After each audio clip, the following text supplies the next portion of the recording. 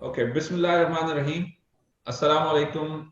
Welcome and good morning on this leadership talk session at Institute of Leadership Excellence. First of all, I would like to welcome all of my speakers. We have this is our second program where we are privileged to have three eminent healthcare leaders, experts, clinicians, researchers, specialists in their own areas. So I welcome and thank you for sparing your time uh, from the US in the early morning, Canada, very early morning, and Lahore, and I'm based in Karachi right now. So thank you very much.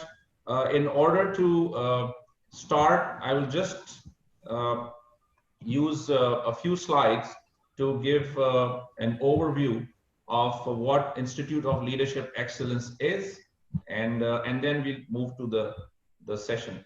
So today's session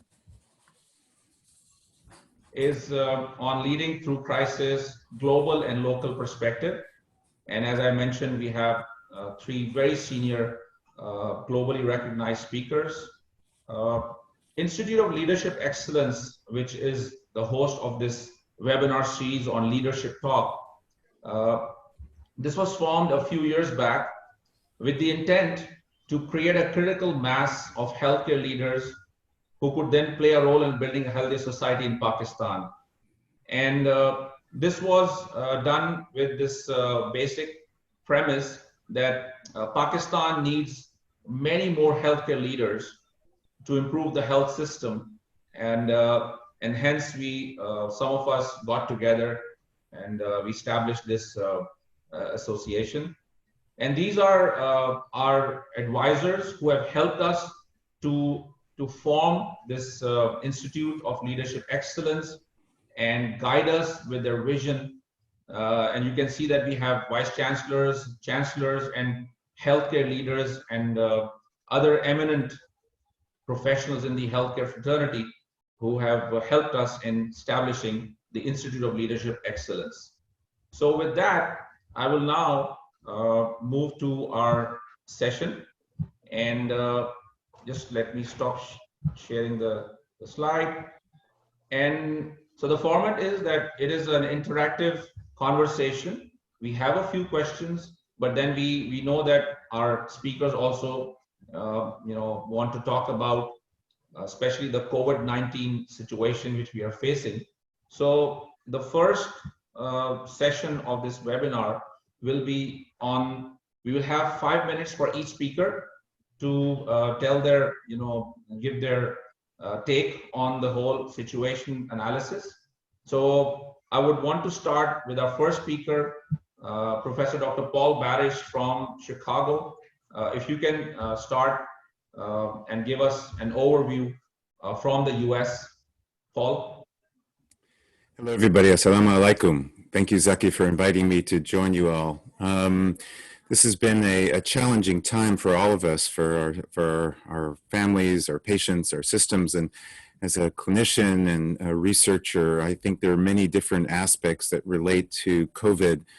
Now that we're into this 4 months pandemic around the world, and at least 8 weeks in the US, what's clear from the US is that we're struggling as a nation to speak in one voice, and that's translating into massive variation in local responses and miscommunication about some of the challenges, and sadly to an incredible toll of now close to 68,000 people and over 1.2 to 3 million infected people. So clearly huge challenges. And as with all pandemics, it's common to fixate on the first few weeks to months, but as we've learned from previous pandemics, we need to be thinking about how to prepare for the prospect of resurgences over the next weeks to months, which is already happening in some Asian countries.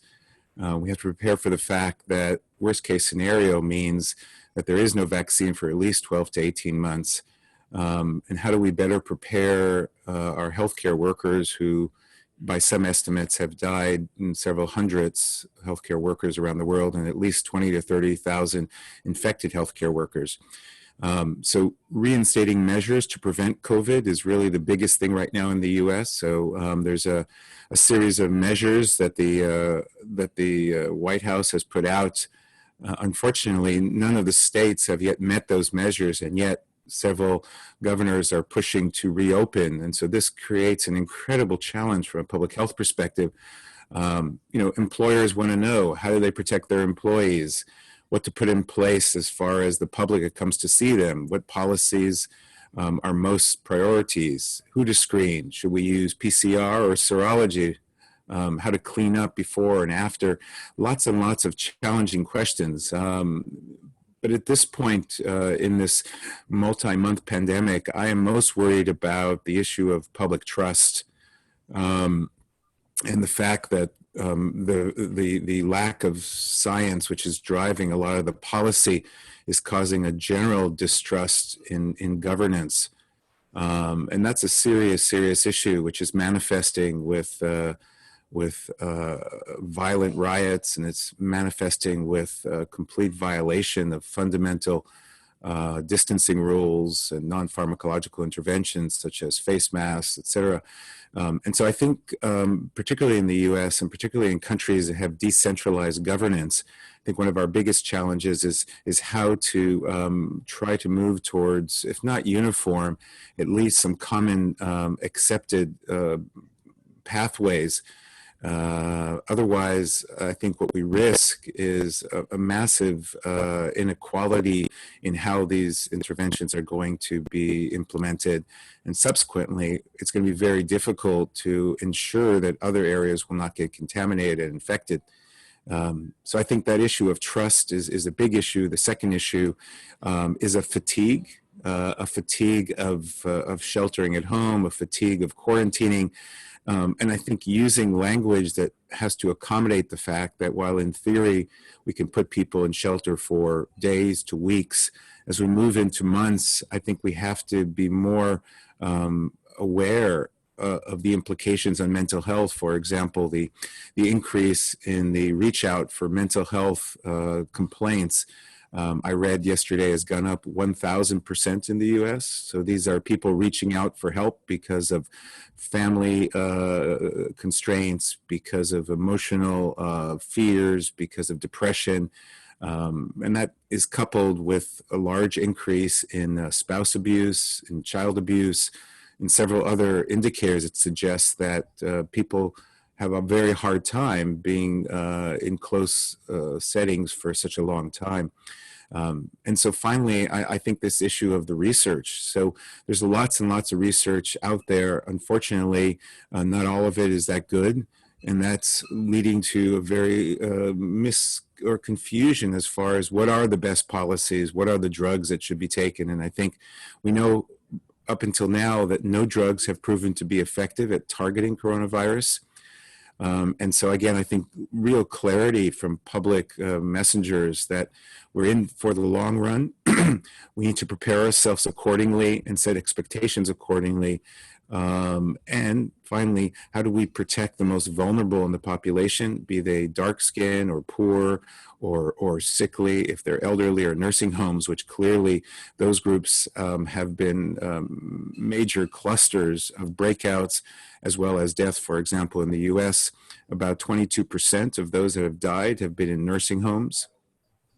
And that obviously is a serious issue. It's not just the US, it's in multiple countries where nursing homes have been a serious problem. We clearly did not prepare nursing homes for this. They do not have the equipment, the people, the leadership.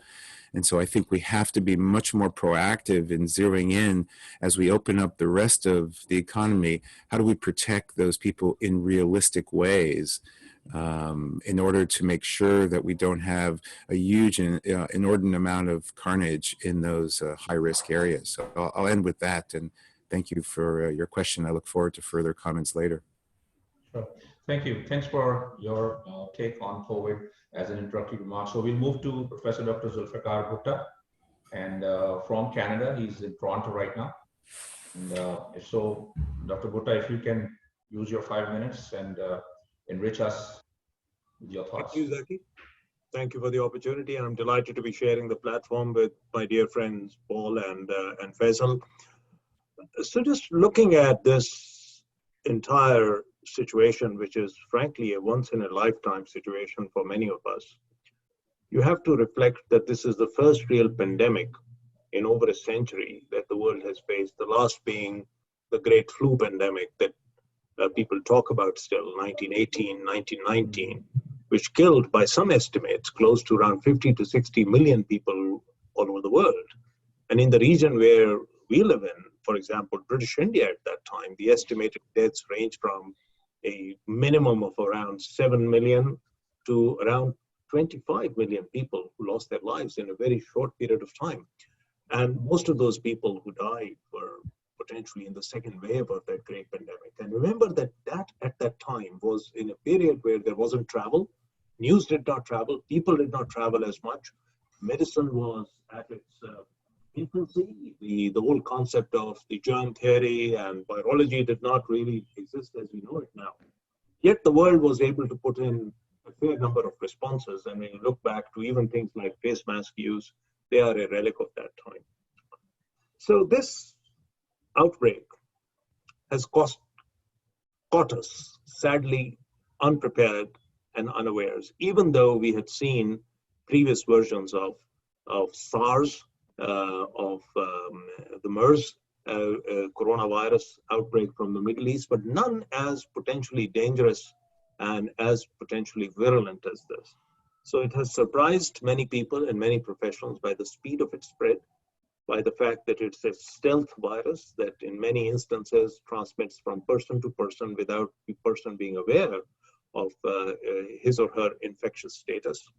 And it has therefore been difficult to understand from a public health perspective, but so much about this virus is unknown. We are principally relearning new disease pathogenesis as we speak on almost a daily basis.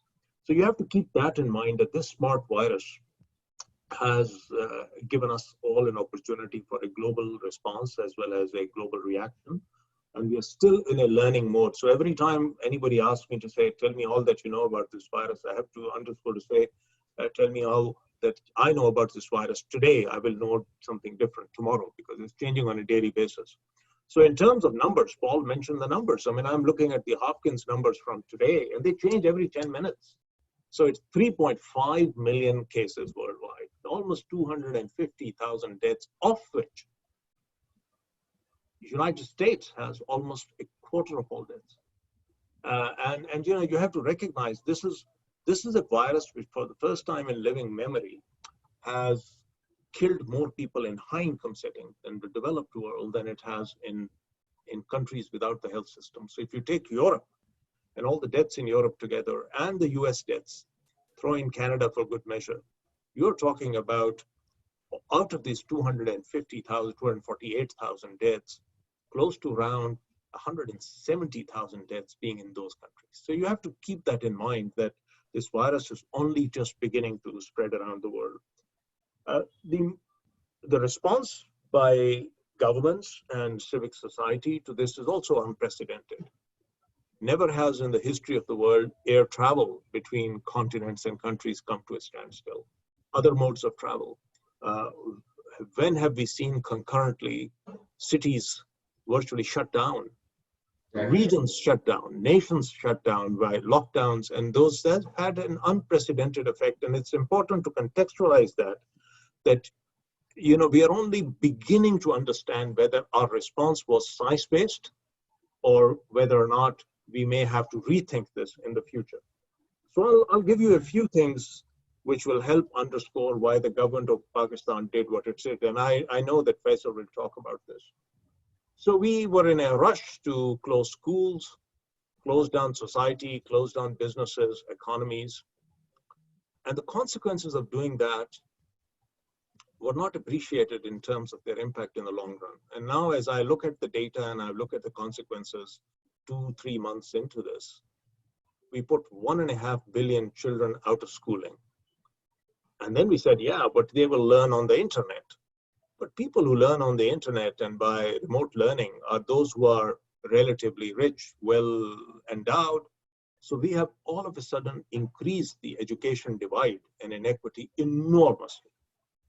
We put so many people who are subsistence laborers, farmers out of business.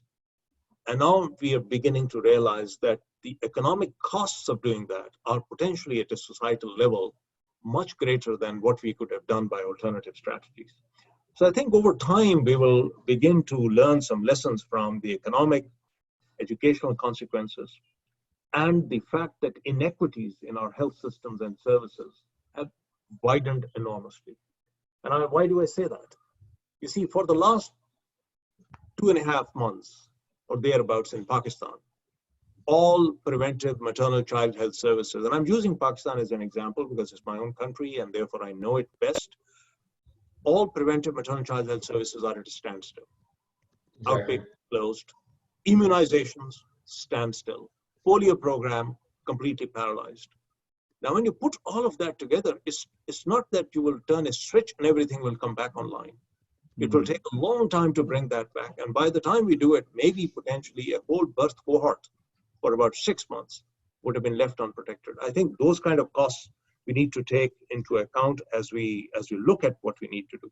So Right. why am I telling you this?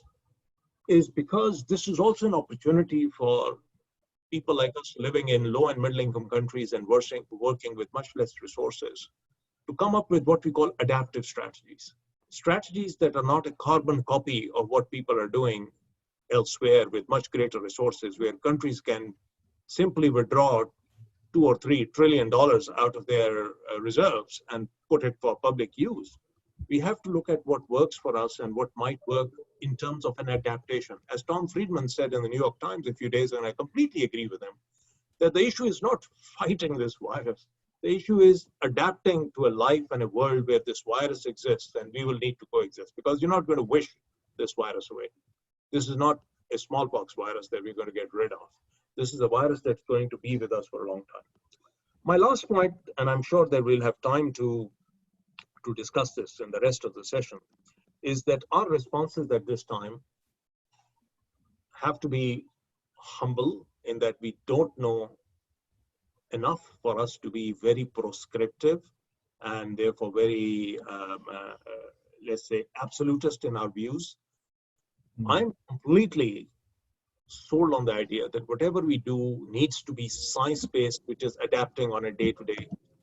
So our models need to be adaptive. Our thinking on clinical care, on prevention, has got to also adapt to what we are beginning to learn every day.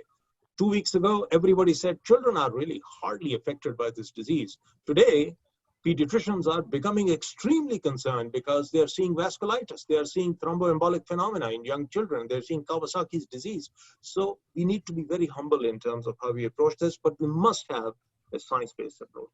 But not just medical science and not just high-class epidemiology. I think the science that we need to bring to the table to tackle this COVID has got to be science which is in its broadest dimension. We need to have studies of anthropology, need to have studies of social sciences to know how to tackle communities, how to work with them. I will be discussing in a minute as to whether some strategies that we have of identification and then, quarantining and isolating people are actually putting people at a disadvantage, in the sense that many of them are now becoming averse to reporting just because they look at some of the ostracization. Yes. and the social consequences of this. Yesterday, we lost a doctor in Karachi. Yeah, in Karachi, yes. He refused to go anywhere because he was so concerned about the impact on his daughters. Exactly. We'll talk about that. Dr. Bhutta will talk about that. Equitable distribution and justice.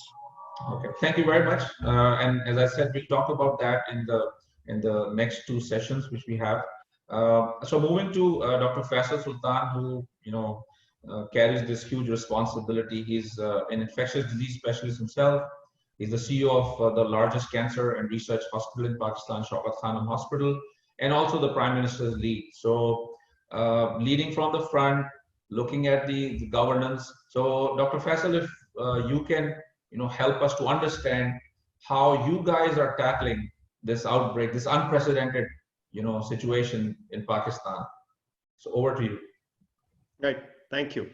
So indeed, to be in the eye of the storm, and a perfect storm, and what a storm. So I think, I'll quickly run through some of the ideas, challenges, and themes that I've come across in trying to deal with this. The first and foremost, and this is reflective of what Paul was saying, which is a coherent response. And because we are a federal structure, one of the challenges has been coherence, not only at the governance level and what is messaged out to the public, but also at the operational level of how actually we connect the provinces together, each of whom actually have a fair mandate on operating on their own, at least pre-corona. But things change. And so we've had to build really what had been put asunder in some ways as we went along. And so, from the very mundane and simple stuff, supposedly, of getting data together, just making sure that some decision makers at the center are actually getting an accurate and connected flow of data, and, instead of calling around every day. So the coherence, not only in the detection of what's going on, but also in the response, as well as the messaging, has been a challenge. And I do feel that some of it has been overcome by a lot of at least backdoor communication and cooperation, as opposed to whatever goes on in the political domain. Whatever fists fly, that's another matter. But at least at the back end, there has been a lot of cooperation, a lot of coordination, and very similar, at least objectives, one could argue, with methodologies at times.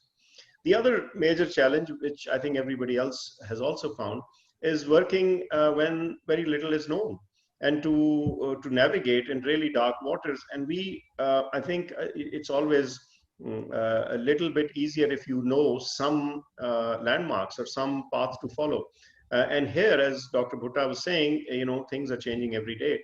And so one is expected to inform, at least from my perspective, one is expected to inform based on some science. But the problem is the science keeps changing.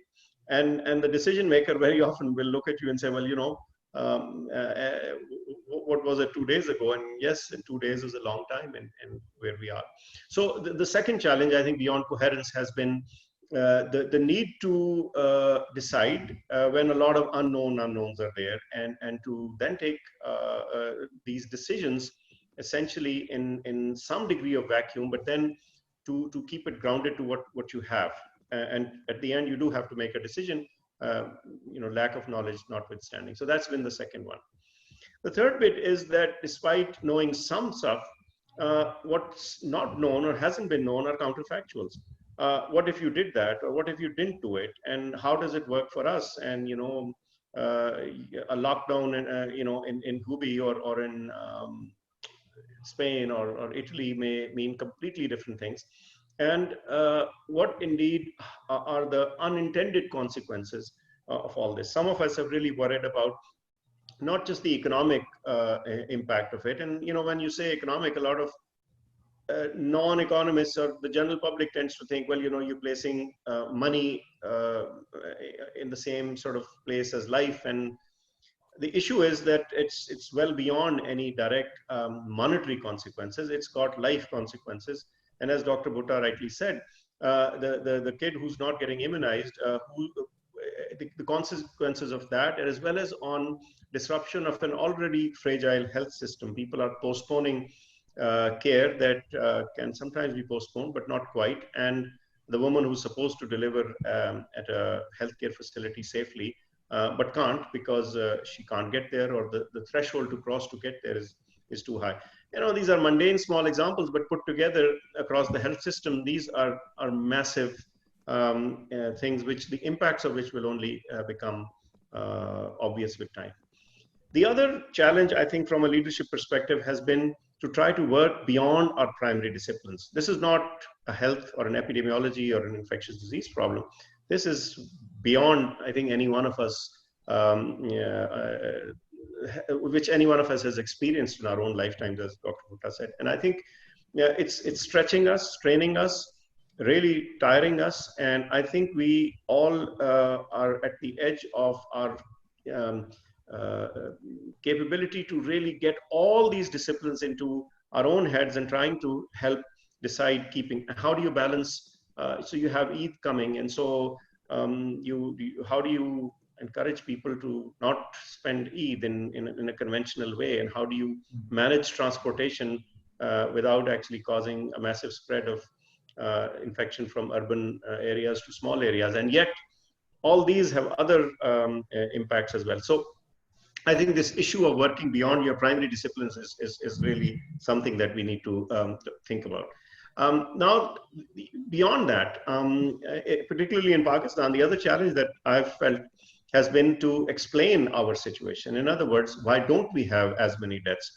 And whether that is just a factor of detection of the deaths and the sensitivity of the system to pick that up, or is it something else? And everybody's got a theory or two up their sleeve. So again, the mix, the barrage of information that is coming your way, and the way of the decision makers is getting to a point where it is impossible sometimes to ensure that fake, false, half-cooked information is not fed into decision making. So that's been the other challenge, and we've tried our very best to make sure that the decision making remains informed and grounded in science, whatever little there is of it as we go along, but at least it's based on some science.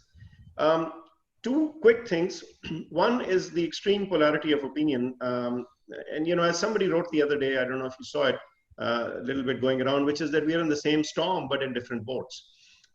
In this country, the elite, the privileged elite, is of course very pro harsh, hard, prolonged lockdowns. Perhaps their point of view is driven by their own sense of vulnerability, of how they perceive threat and risks, and how they see the rest of the world. Maybe they're more connected. Maybe they maybe they have more older people in their households to worry about, and so on. So I'm just picking out a few things that Yes. derive people's opinions, and yet the larger population hasn't yet seen that kind of numbers in their own world, and so their disruption is of a different nature altogether, and they feel that perhaps this is being done too harshly. And so how to take this along and how to balance this has been the other thing. And last one, of course, we need to titrate. We need to keep adjusting and be a little bit humble about it. We will be wrong for sure in one thing or the other, and to keep learning and to keep adjusting as we go. And I think this is just a few of the points that I felt have been important at the sort of leadership decision.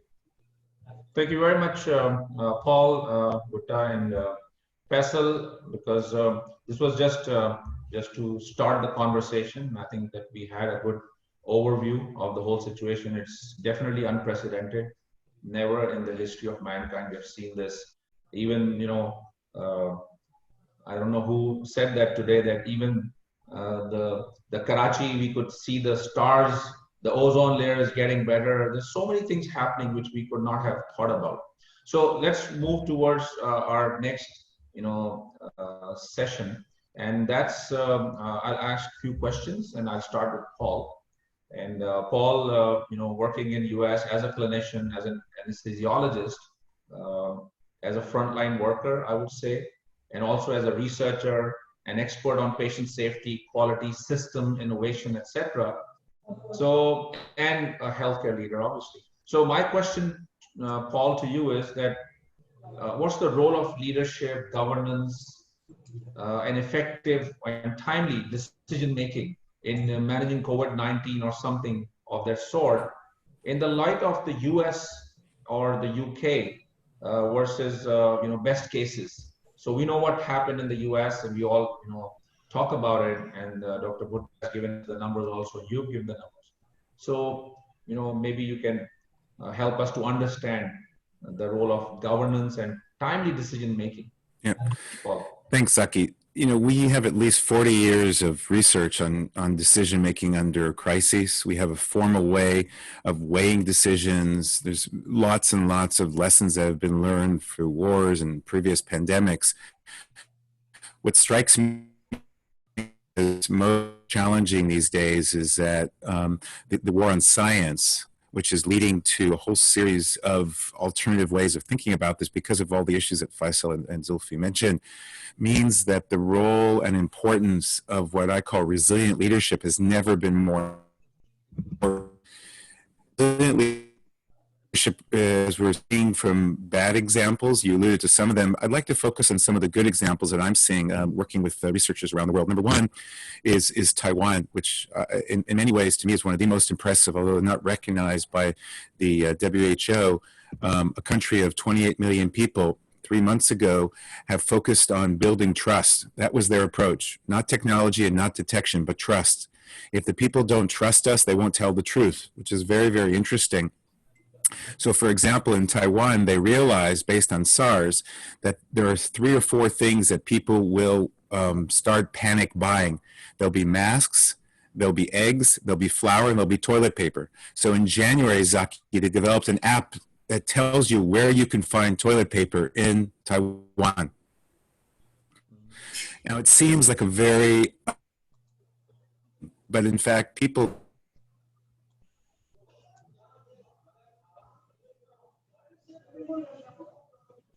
Paul, we've lost you. Paul, can you repeat the last few lines?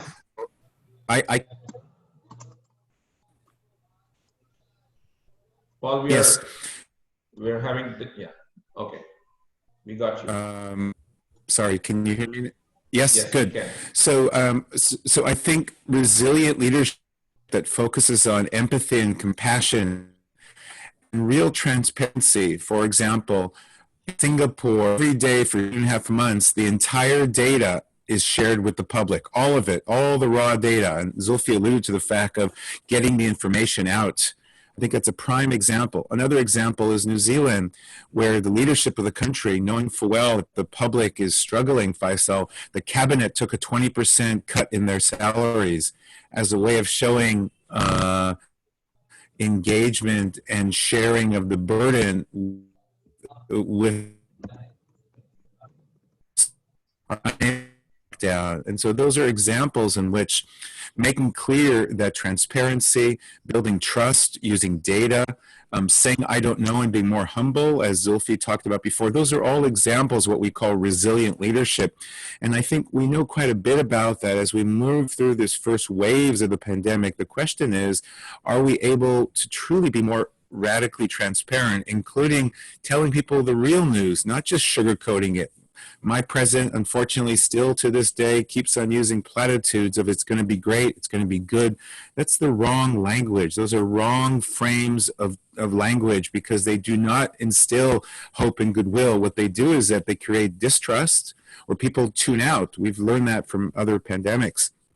So we've talked about truthfulness, we've talked about transparency, we've talked about trust. Those are the 3 core elements of resilient leadership. And then finally, the element that both Faisal and Zulfi spoke about, which is the issue of humility and humbleness. Too many experts out there, we're all overwhelmed with their expertise, but in fact, it's clear is that they have to eat their hat, as we say too many times. So I think given the uncertainty, we need to use terminology like Zulfi alluded to from complex adaptive models. There's a whole framework around how do we deal with uncertainties. There are ways to deal with uncertainties without having to acknowledge each time that we're wrong, and that means that we have to be more clear about the changing. We have to focus on learning opportunities. So again, examples, South Korea, early in January, they reached out to their industry, private industry leaders, pharmacy, and they said, listen, we want you to start making PPE, personal protective equipment, and we will buy 100% of your output. South Korea has had no problem getting PPE for all of their 65 million people. I want to say that again. They have not had any problems getting PPE. In all Western countries and several developing countries, PPE has been a serious problem. In South Korea, they've not had a problem because they reached out to industry and they said, listen, convert everything within 4 weeks, start making masks, start making plastic shields. And so those are examples of private-public partnerships with meaningful cooperation and the government early on realizing they needed help of the private sector. There is no doubt in my mind that this is going to not just change our present days, but it will change the economy for decades to come.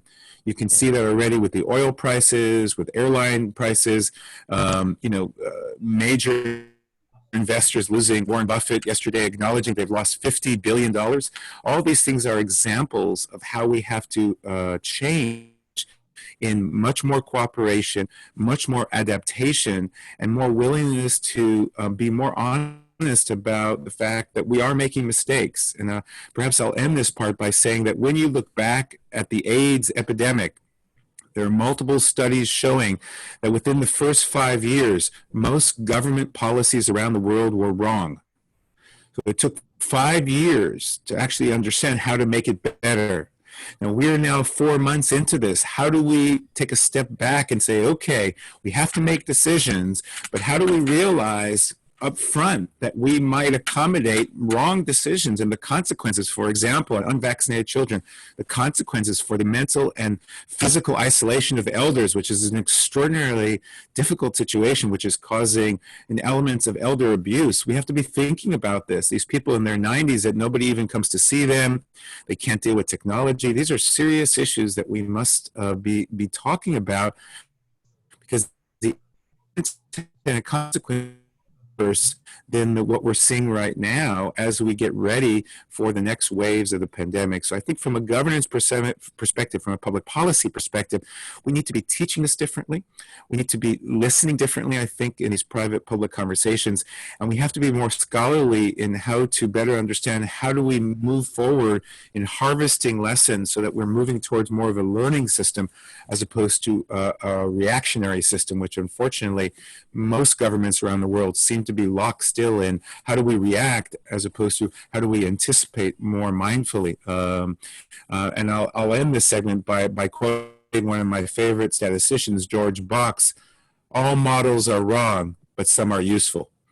And I think as we think about our models, let's be humble about modeling in general and statistics in particular. We realize we need mixed methods. We need the social sciences to help us understand how do we get these data and numbers to be accommodated by people who don't understand some of this stuff and are just trying to survive.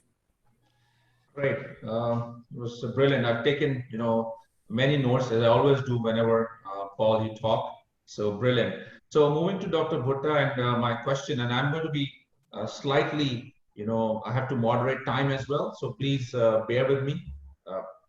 To Dr. Bhutta, what are the examples, and some of the examples Paul mentioned, what are countries doing who are succeeding at COVID, and how can we apply that to Pakistan, knowing that you belong to Pakistan and you still, most of your work is in Pakistan, alhamdulillah.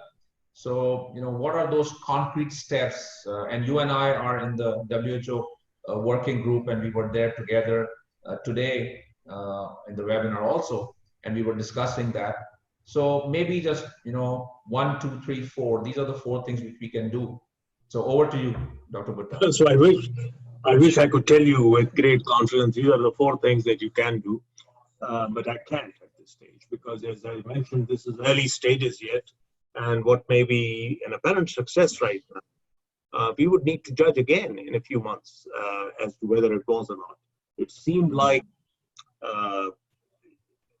the response in Sweden to a crisis where they had taken a societal decision was a correct one. We will have to judge that in a few months when we compare who they lost, how they lost those people in their society, and whether or not the price was worth what they paid. But there are some elements which give me hope, and I'll tell you, when the history of this pandemic is written in some years from now, it might turn out that the best lessons that the globe learned were not necessarily from high income, high resource settings, that those lessons could come from relatively poor, fragile health systems where people did what they did with what they had because they had to adapt. And I think, therefore, to some extent, I have to congratulate the government of Pakistan for doing several things which are exemplary. Firstly, the speed of response. Now, one can quibble with what was done or not, but remember, we are dealing with a pandemic that nobody has seen before. In fact, as I wrote recently, at the time when this pandemic started and the first Zyrene came in from Taftan, people were not even aware that that was that volume of ground traffic between Iran and Pakistan. Exactly. So we had virtually no facilities on the ground. Yeah. But still things were set up, and they were set up with public and armed forces partnership collaboration. And thank God that our government was able to learn some lessons very quickly from China that we have fortunately good relations with in terms of how they managed to do things. So there are 5 things that the government of Pakistan has done, which I think are pretty much exemplary in the short span that we have. And then I'll give you a few which they can do better.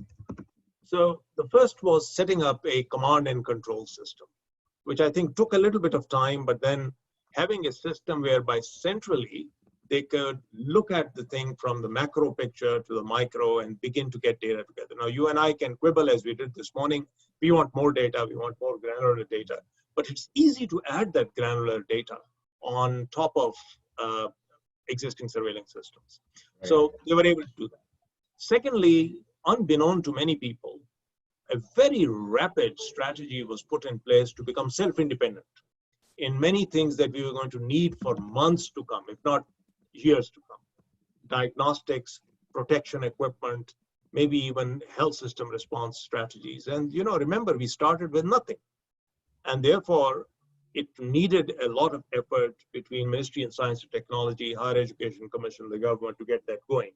And that is going. And you may have seen the reports yesterday that we now have no shortage of hand sanitizers, personal protection equipment, that we can get that out at scale and at a fraction of the cost that people have.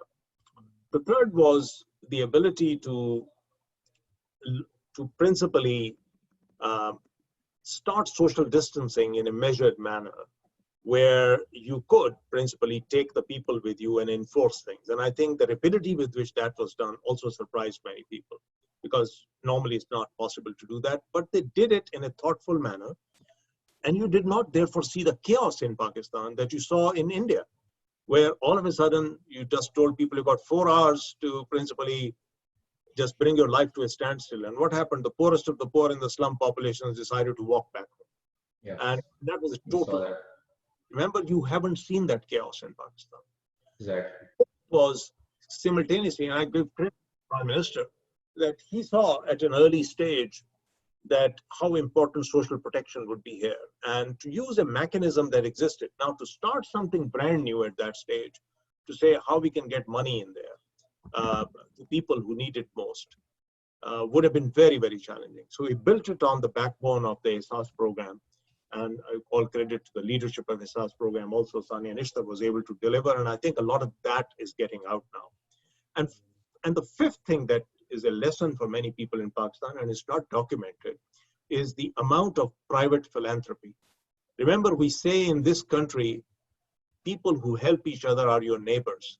And therefore, we don't let people starve. And therefore, that has been also a phenomenon worth seeing, that a lot of civic society organizations, people have come forward, and as a result, therefore, nobody can question at this stage that anybody has died of starvation in Pakistan, despite the fact that people have not been working. Daily wage workers have not been working for 2 months almost. So those responses in terms of doing things immediately were great. Where we could have done a little better was to use that opportunity, and I would love to hear your views on this, Faisal, was to use that opportunity to strengthen our information system. As we were saying this morning, we knew at that time that we will have to depend upon getting good data over time on many things that we have hitherto not invested a penny in. And vital registration systems, just knowing how many deaths are there across age groups in our districts. Is our district information system capturing deaths? Do we have a triangulation with other mechanisms? Remember, every death in Pakistan has a funeral. So if we wanted to, we could have combined the government surveillance with a graveyard surveillance to know the numbers. And at this point in time, we are struggling because 460 deaths due to COVID in a country where we know that about 12,000 people die every day on an average. I mean, that is meaningless unless you tie it to a background of numbers. So we could have done much better. And there is still time to build in a vital registration system, which many countries have. Even India has. around which you can very rapidly build and say, you know, these are excess deaths over and above what you have. The second, I think we should have done much better in terms of building a national consensus around this, which was totally impartial, non-political, a bit like a warlike situation, where we could have brought everybody together across the political divide. Remember, in a country like ours, 215 million people, we have provinces which are of different political bearings, and irrespective of the federal government, Pakistan is a federation where the power is in the provinces. And therefore, to bring them all together at an early stage could have avoided the bickering that I've written about that is really so demoralizing and confusing to people. The third, what we should have done is we should have brought our science community together. And although we are very, very fortunate that we have people like Faisal and Faisal Mahmood and others, you know, who are advising the government, but at the end of the day, no one individual can do it. And therefore, to build that consensus and grouping within provinces and federal of what is our think tank, our academic think tank. And people who have attended the National Nerve Center meetings have commented on the fact that how nice would it be to have a parallel science process whereby we could have the best epidemiologists, the best scientists, the best, you know, public health specialists, and best anthropologists who could tell you exactly how we need to go about this. The fourth that I wish we could still do better is to experiment at a limited scale with different approaches to an exit strategy. I'm quite convinced that we will not be able to implement a single exit strategy in Pakistan because we are so diverse. We have rural populations which are very sparsely populated, where the risk is much less. And we have large urban centers where we have urban slums where people are living on top of each other. Now, our responses, therefore, have to titrate against that geographic reality. And therefore, by now, we should be beginning to say, when the Prime Minister says, I want a graded exit strategy from this, he's right that, you know, we have to have it because otherwise, you know, we will just kill ourselves by just principally inaction. Every country in the world is looking at an exit strategy. But in Pakistan, I feel that there will not be a single exit strategy, that we will have to have different things. And by now, we should have begun to do some pilots in different places. And my last point is that we failed spectacularly to bring our clergy on board, our religious scholars on board. And that is going to cost us dearly, I fear. Other countries, which are Islamic countries, Muslim countries, this is a non-issue. When I speak to my colleagues in Egypt, and they say, do you have a difference of opinion out there? We were able to get Al-Azhar and other people get together at a very early stage and decide this is what we need to do. In the epicenter of Islam, in the Middle East, in Saudi Arabia, they decided at an early stage in a consultative process. Yes, it's a kingdom, but they decided in a consultative process, this is what we're going to do. You're not going to have communal prayers. We're going to close the Haramain Sharif. Everybody accepted it. The world accepted it. Right. Yeah. It's been very difficult. And I hope moving forward, we can do this better because I really fear what will happen at the end of Ramadan. Okay, so great points, Dr. Bhutta. Thank you for, you know, giving us 5 pointers as, you know, learnings and take home. So moving to Dr. Faisal again. And, you know, I have in front of me this, the report of the SERMO survey of more than 20,000 global physicians. And 58% of US physicians report that HCP is testing positive for COVID-19 in their hospitals and clinics. So obviously we don't have any local survey done in Pakistan, not that I'm aware of. But this issue, as Dr. Zulfiqar A Bhutta also mentioned early, that even yesterday a physician died. So if you can just elaborate, you know, what is our policy and how are we protecting our frontline workers and how are we equipping them with this PPEs? What's the strategy just for the audience, and how has that strategy been, how much successful has that been? So if you can talk about the frontline workers, their security, equipping them to fight this battle. If you have to unmute, Faisal. Yeah, I got it. Yeah. So right off the bat, before we go to the strategy, to build strategy, one needs to know what the roadblocks were. And again, one of the issues was that there was complete opacity in terms of where the action was or was going to be, what was out there in terms of people, equipment, and so on. And so a fundamental quantification of the need was the first challenge. What we were able to do was very quickly get from the healthcare commissions data on where the main action was going to be. So which were the hospitals that had more than X number of ventilators? Who was the staff? Did you have critical care physicians, nurses, and so on? But beyond the simple quantification, the other challenge that came along was what exactly did you or were you to guide them? At a base level, all the provinces were free to and were empowered to actually have their own set of guidelines and to have their own flow of protective equipment. But yet, one couldn't just invoke this federal structure and say, well, we're not going to do anything about it. So very quickly, you had to put together where the need was, where the most urgent need was, and how to actually get that across to them. One challenge during this time, in addition to anything else, was that the guidelines that everybody worships kept moving. Whichever one you looked at got changed or edited or moved about as time went along and as people understood things better.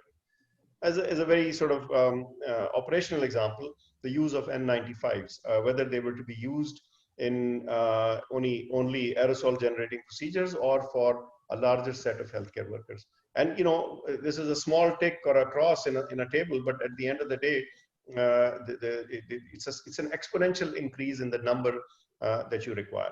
So one of the challenges was not only to just map what you had or where the greatest need was, then to actually supply it directly, which was done, but also then to supply it based on a rational set of guidelines. And while on one hand, the one side was supplying, the other side was changing guidelines, the local guideline, and that of course, runs the risk of, becoming short immediately, because if you're going to use it in slightly different circumstances, that's going to get messed up. The other, of course, was because of a poor general infection control philosophy, if you will, or ethos, even if you supplied people stuff, the real issue, as you know, in this circumstance is appropriate and meticulous use of personal protective equipment. And then again, that required education at a level which was right at one level institutional, but then provincial, national. And some guidance was actually put out there. Obviously, to get this across to nearly 200,000 healthcare workers that are likely to be involved in it was not easy and is not easy. Then, of course, the sheer supply of things. While, as Dr. Bhutta said, one of the things that the local industry did step up to the plate very quickly, I thought, was most PPEs, except the N95, which even now I think is going to come online, I think within a week or so with local production. But the real issue was that while you were short, you were also able to encourage the industry. And one of the great advantages we had was having a big textile industry to sort of repurpose them and get them going. And I think that's happened reasonably well. And as best as I understand it, we are not short on conventional kind of PPEs. The only issues, of course, were and have been N95s. And I think I'm confident that by the second week of this month, we may actually also overcome that. Then, of course, simple stuff like hand sanitizers. I mean, there was a time just a few weeks ago, 4 weeks ago, where there was a crisis on not being able to find enough, and suddenly we have enough. And in fact, now the debate is how much can we send out and send to other countries. But beyond any of this, beyond very mundane stuff like do you have enough PPEs and where are they required and how you get them, how do you train people? The real issue is trust, as Paul said. It is very, very important. If you lose that trust battle, then all the responses get diluted and it becomes complete anarchy. And that trust has to be kept with your healthcare staff so that they are empowered and feel protected enough to actually go out and serve.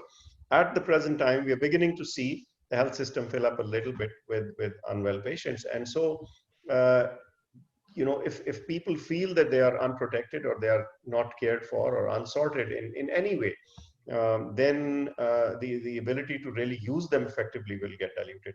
The leadership was only too aware of this and were very concerned, and thus reacted in many different directions to sort this out. But I think we still have ways to go, especially in making sure that your supply is matched quite accurately to where it is required, and it's not squandered away by people not requiring stuff and wearing stuff. You've seen some examples of that as well. So I would say that it's been engaging with the healthcare workers has been a difficult task as far as the federation is concerned, because by design they're somewhat removed from them. But again, this special situation warranted that gap to go away. And I think a lot of efforts have been done and are underway to actually take that gap away and to build that trust that, look, no matter what, you are going to get enough of what you require to protect yourself. And that's just in context of protection of healthcare workers. Perhaps I can talk about the questions that Dr. Bhutta raised. Yeah, and we'll come back. So we have the last set of questions, and I would request the speakers that we now look at the time also, because we budgeted an hour or so, and so we have another 10 to 15 minutes. Now I'll move to Paul, and Paul, I want to talk to you about something which has been close to my heart. As we all know, telemedicine, digital health, and we have been talking about it in the last 7, 8, maybe around years about it. But we know that the tipping point has reached, and I was looking at another survey in the US, and around 1,300 physicians were asked, and more than 90% of the physicians in the US during that survey, they said that we are doing telemedicine. The revenues of Teledoc have doubled in the last 2 months. The CEO of NHS says that digital health is here to stay, and we have other examples even in Pakistan. We have more than 10 telemedicine solutions which are up and running. So I want to ask you, and if you can just sum it up in 3 minutes, if I can request you, the role of technology, how you see it. Is it really here to stay, or is just during the COVID that physicians and patients are getting edgy, and it will go back? What do you think? I think that we are in a dawn of a remarkable new era. If we talk about turning on a dime, what was sort of a very marginal thing, telehealth, it wasn't reimbursed, it wasn't respected very well. We will never be looking back again. So the use of remote care medicine using telehealth will transform all healthcare services. The challenge, of course, is how to apply it optimally. For example, people are becoming comfortable not seeing the physician directly. The technologies, some are more mature, some are less mature. But with the alignment of regulation and the alignment of reimbursement, what's become very clear around the world is telehealth has had its breakout moment, and it'll never be the same. Now, we have to really understand that how to best accommodate using telehealth. For example, we're using telehealth in the hospital where we're seeing COVID patients outside the room using telehealth. So remote could be inside the hospital, it could be across the city, or it could be across the world. Exactly. And so I think as we deal with the issues of better understanding of which patients need to be seen face-to-face versus not, that will have implications on the size of brick and mortar facilities. As we talk about the issue of security, we talk about the issue of access to these things. Some people have more band, some people have less bandwidth. There's a lot of interesting questions about how to align traditional community services with telehealth. it's clear that there are many different experiments going on now, and it's the most exciting period in the history of telehealth. So as an unintended consequence, I absolutely agree. I think that this is a remarkable shift. I think we're also seeing that a variety of different uses of telehealth, for example, around mental health, around issues of follow-up after hospital care, around, for example, temperature monitoring with patches, which are seamless. So I've been advising a group in where we're using 3 nursing homes, and every patient has a plaster on their skin, a patch, which monitors their temperature for multiple days, and that feeds into a common organizational dashboard, a data dashboard, which then allows a nursing home to monitor hundreds of people in a very easy manner. And so I think from surveillance perspective, from triage perspective, from remote patient monitoring perspective, I think we have some great opportunities. I do think that we have to be aware, however, that as we've seen around the world, as Zulfi alluded to, there's been a massive drop in non-COVID acute care complaints. For example, reduction 50% in the NHS for heart attacks. In the US, 55% reduction in stroke complaints and calls.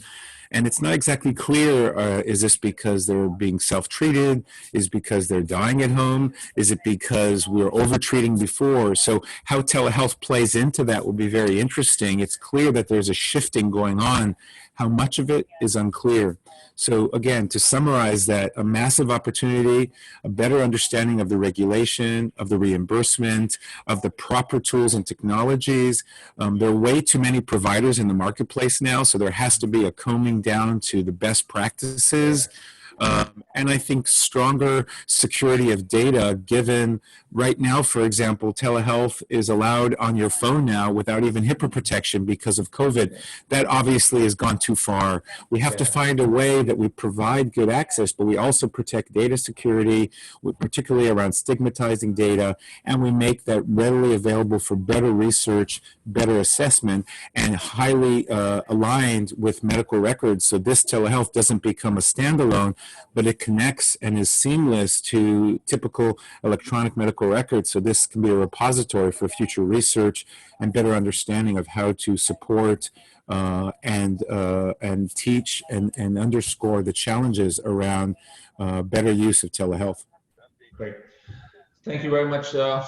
Swiftly moving to Dr. Bhutta, and I know that the question which I'm going to ask probably will take more than 3 minutes to answer, but I will request, so that we can just manage time.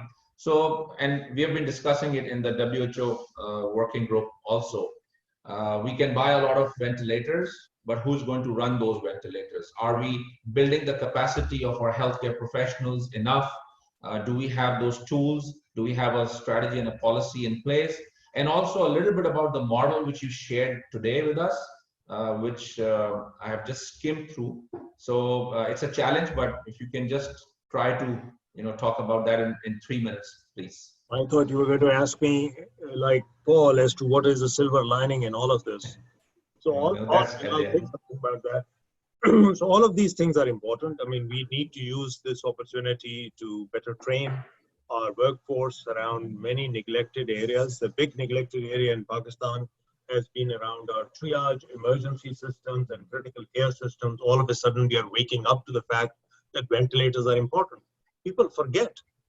In Pakistan, of the 500,000 children who die under 5 years of age every year, half of them die in the newborn period. 1/3 of all the newborn deaths in Pakistan are related to prematurity and RDS and lung immaturity, where ventilators are a very essential part of their care. But ventilators are hardly available in the public health system, and people hardly pay for their adequate use. So I hope that this will open the door for a more holistic health system training and capacity development, not in our apex hospitals in the big cities, but also in our district headquarter hospitals, and appropriately training our health workforce into providing emergency care and critical care. I do think there is a real silver lining in all of this. I think the world will not be the same. I certainly know that my life will change tremendously because amount of air travel and the carbon footprint that we have by jumping on a plane for each and every mundane meeting over the last will disappear. Over the last 2 months, I must have given something like 40 or 30 webinars like this. And I've attended workshops where all of a sudden we are doing things which would have otherwise taken several days and travel and an expense. And I think therefore we will learn a new way of doing. I worry a little bit about telehealth. I'm really very pleased that people are using this a lot more, but it's never a substitute for physician consultation. So I think a balance will need to be found. So there will be some benefits out of it. From Pakistan point of view, I'm putting some thoughts in Faisal's ear while he's got a pole position in terms of the ear of the Prime Minister and others. This is our opportunity to strengthen our vital information systems, our births and deaths. Less than 20% of all births in Pakistan are registered. We don't have a birth registration system. And even fewer deaths are registered. So until we have a CRVS, a comprehensive vital registration system, whereby we know who's living, who's going where, who's being born, and who's dying by what cause, and not through surveys, through a regular reporting system, we will not be prepared for the next epidemic. So I think these silver linings tell us a little bit about what the future would look like if we are able to take lessons from it. And finally, I think we will emerge from this with many lessons in terms of how to address inequities. I'm so pleased that the government of Pakistan from the very outset did not just focus on people who are in cities and had access, but focus on the poorest of the poor. We are opening our eyes and beginning to see how, in terms of healthcare, economics, and access, the poorest of the poor have no voice. And particularly children that we have put out of the schooling system, essentially 80% of them will not have had any education, whereas the elite would have had internet-based education over the last several months. These are things that we should be conscious of. And as we work towards the future, we should make sure that the technology benefits also reach the poorest of the poor. Thank you. Thank you very much. Great. So last question to Faisal, and after that we'll move towards the closing. So we have learned, in the last couple of months, and I'm sure that, as you said, that we don't know how to manage this, but there are some learnings also.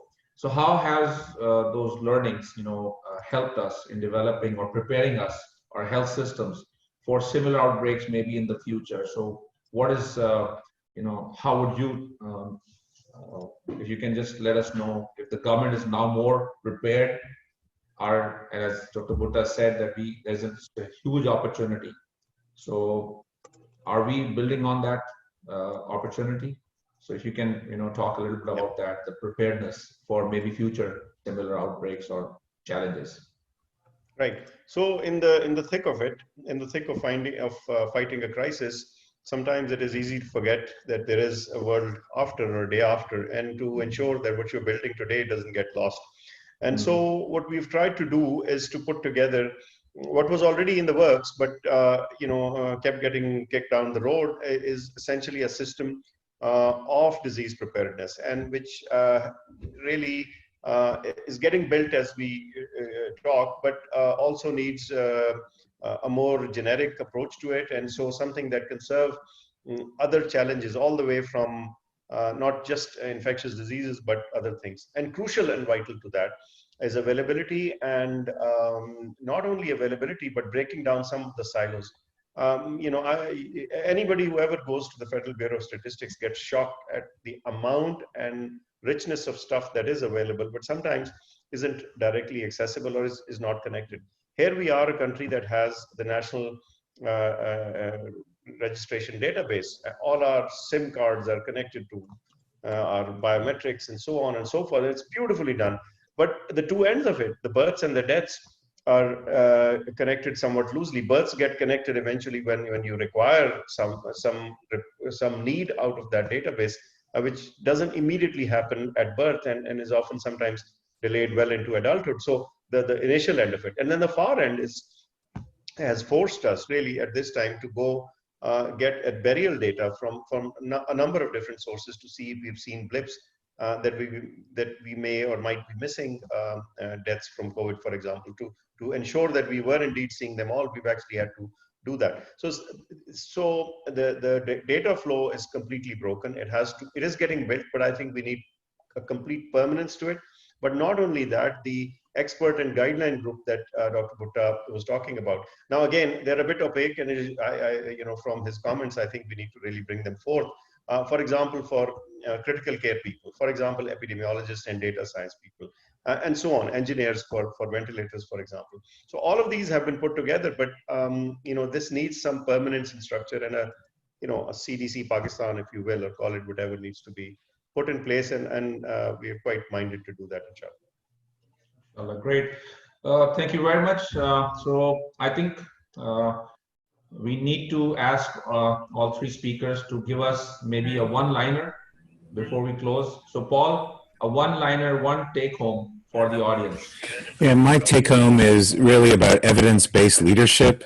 I think that COVID has given us an unfortunate but real opportunity, and that is to say that unless we focus on evidence and science, unless we tell the truth, unless we're transparent and build trust, ultimately the people will not accept this, and those leaders will fail.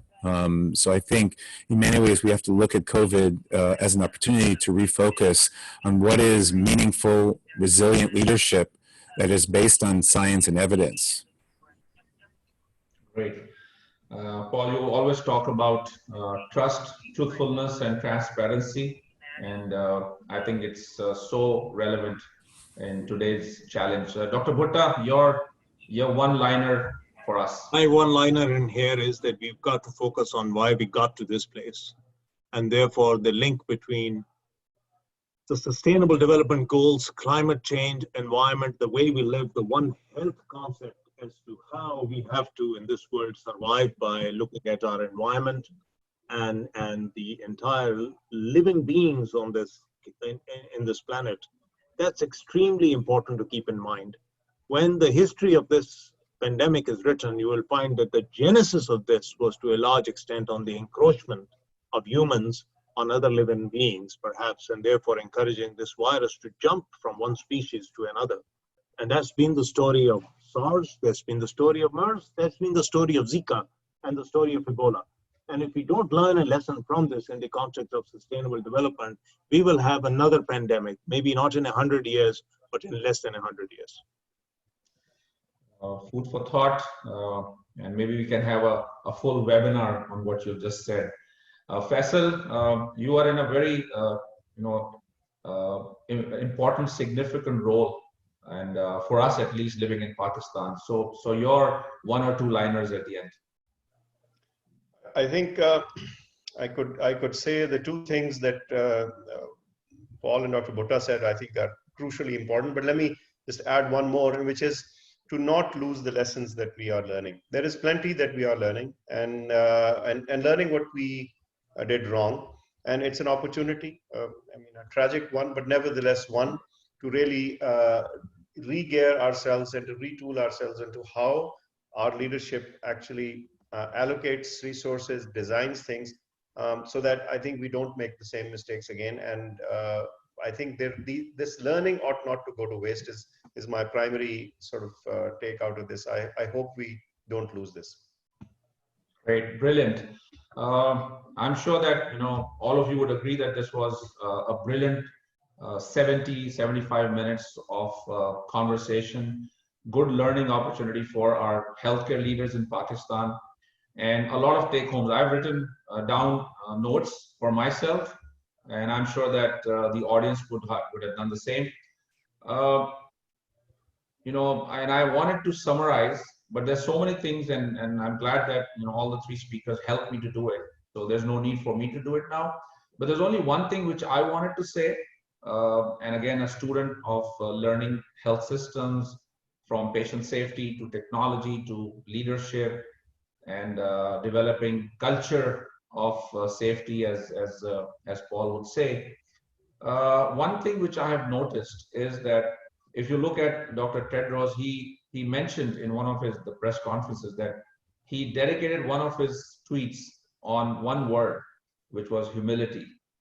And I think that Dr. Bhutta also mentioned during his talk that all what we see has done at least one thing to all of us, and it has made us humble.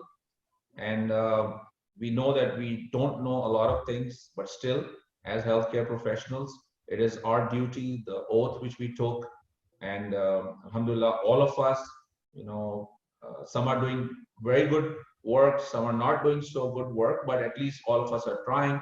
And you pointed out on the philanthropy side, I think again, just like the earthquake and all other calamities, people in Pakistan have again stood up, and they're brilliant stories which we can talk about.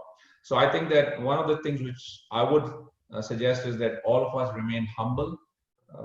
Nature is trying to teach us something probably. So with that, I would like to end again. Paul, thank you very much for joining us from Chicago. I think it was 8 a.m. in the morning.